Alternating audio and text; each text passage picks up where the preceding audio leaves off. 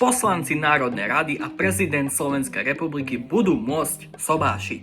Nie, to nie je vtip. Práve týmto návrhom sa dnes zaoberá najvyšší zákonodárny orgán Slovenskej republiky, Národná rada Slovenskej republiky, pretože poslanci Národnej rady za Slovenskú národnú stranu okolo pani poslankyne Dagmar Krampovej podali takýto návrh.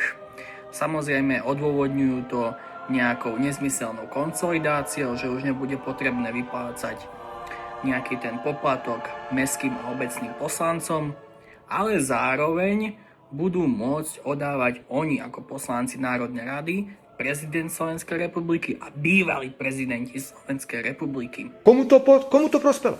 A nielen Robert Fico, ale ja sa pýtam, komu toto skutočne pomôže?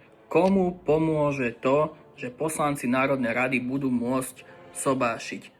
To sa tak nerobí do psej matere. Pomôže tento návrh podnikateľom? Nie. Alebo pomôže slovenskému zdravotníctvu? Nie. Tak teda pomôže slovenskému školstvu? Nie. Alebo pomôže konečne dostávať tú diaľnicu z Bratislavy do Košíc? Nie. Krajina je v riti. Totálne riti.